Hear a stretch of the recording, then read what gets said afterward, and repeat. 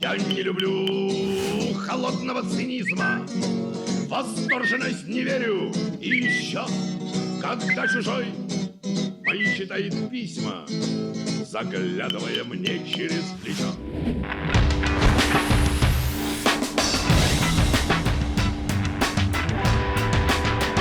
« 1968, l'année où l'avenir est grand ouvert.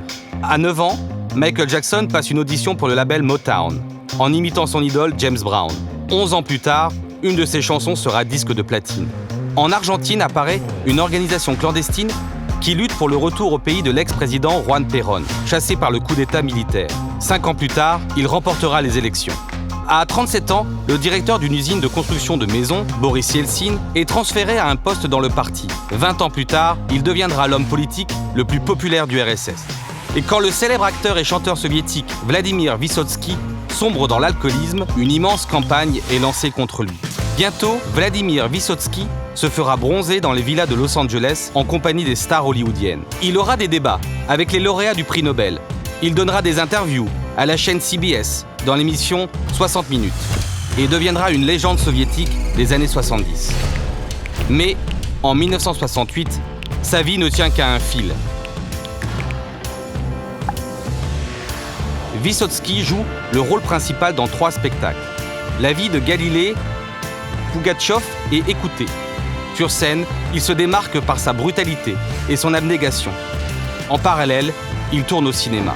Et tout récemment, il est devenu véritablement célèbre. En 1966, il a joué dans Vertical, un film sur des alpinistes, qui a été vu par près de 33 millions de spectateurs. À présent, les réalisateurs rêvent de travailler avec Vysotsky, et lui ne peut pas refuser les grands rôles. En 1967 et 1968, il tourne dans 4 films. La charge de travail est telle que Vysotsky touche à l'alcool pour la première fois depuis plusieurs années et replonge immédiatement. Il rate des répétitions au théâtre, monte sur scène en état d'ivresse et oublie son texte.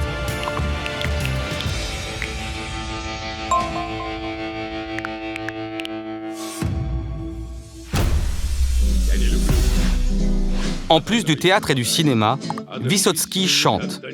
C'est un chanteur à moitié clandestin. Son genre, c'est la chanson urbaine à texte. Les autorités ne comprennent rien à son romantisme. Elles jugent ses chansons amorales et les censurent souvent. Ses enregistrements circulent sous le manteau, ce qui ne l'empêche pas d'organiser des concerts où se rendent des dizaines de milliers de personnes.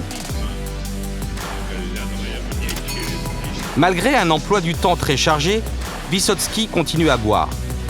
En février, il est interné dans une clinique psychiatrique pour lutter contre sa dépendance à l'alcool. Il se rend au théâtre directement depuis l'hôpital.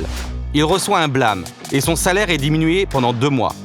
Mais cet argent suffit encore pour acheter beaucoup de vodka et ensuite pour tomber en dépression.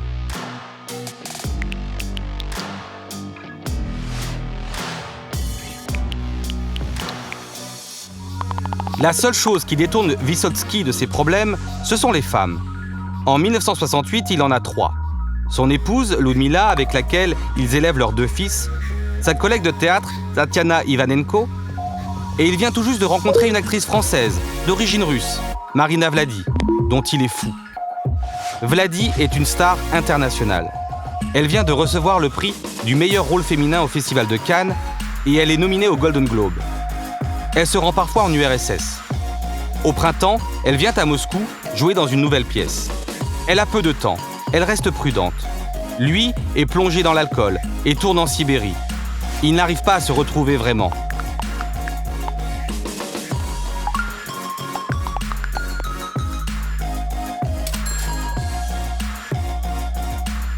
L'acteur n'en finit pas de parcourir toute l'URSS. Tournages, concerts, soirées et visites aux amis.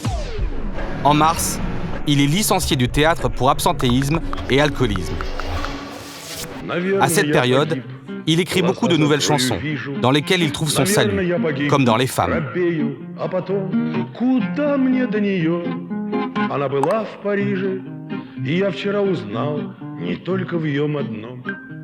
Какие песни пел я ей про север дальний. Я думал, вот чуть-чуть, и будем мы на ты. Des rumeurs persistantes courent dans Moscou. Vysotsky aurait été interrogé par le KGB, puis il se serait brûlé la cervelle. Vysotsky tente de se remettre sur le droit chemin et demande à être réintégré dans la troupe de théâtre.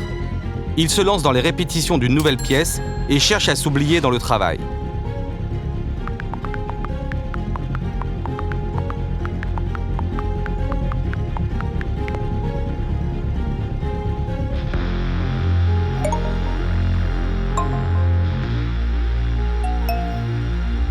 Mais soudain, il se retrouve au cœur d'un scandale. Le 14 avril, la presse soviétique lance une campagne de désinformation contre lui.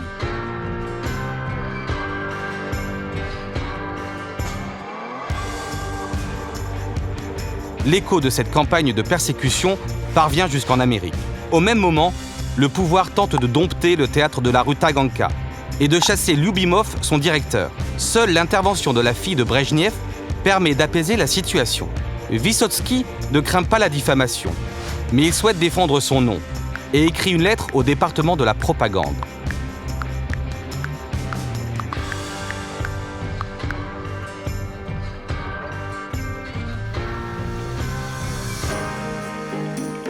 Au plus fort de la campagne, Marina Vladi vient à Moscou. Elle a même pris sa carte du Parti communiste français pour obtenir du travail en URSS, et sans doute pour Vysotsky.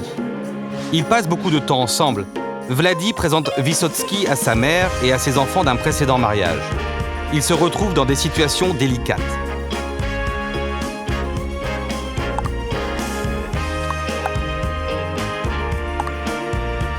Vysotsky est alors invité à un entretien au comité central du parti.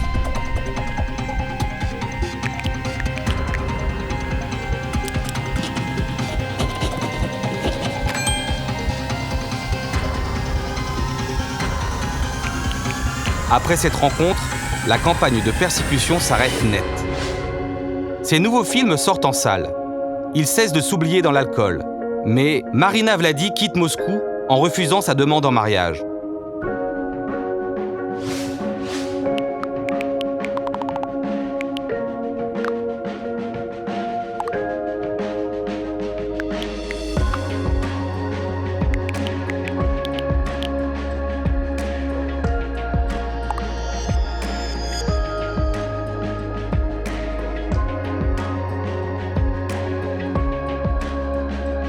Rejeté, désespéré, Vysotsky téléphone sans cesse à Paris pour lire ses derniers vers à Marina Vladi en y perdant la voix.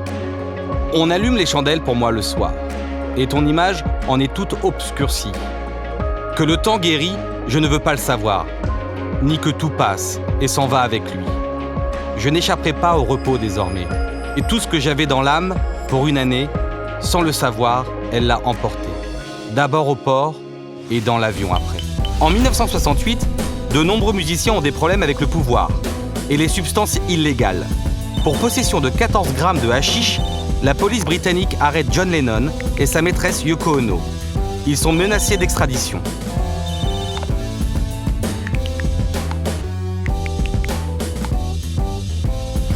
Janis Joplin signe un contrat à $1 million avec une seule condition, que personne dans son groupe ne consomme d'héroïne.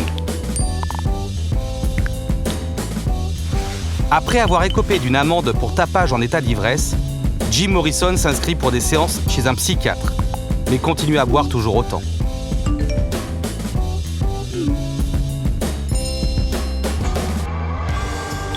Le pouvoir soviétique ne laissera jamais Vysotsky en paix et relancera périodiquement des campagnes contre lui dans la presse. Et toute sa vie, Vysotsky essaiera d'arrêter de boire, sans succès. Cela ne l'empêchera pas de devenir un Hamlet culte, de jouer dans des dizaines de films et de devenir le chanteur le plus populaire en URSS. 2 ans plus tard, Marina Vladi acceptera sa demande en mariage. Pendant 12 ans, ils vivront entre les deux pays. Vysotsky mourra d'une insuffisance cardiaque à 42 ans.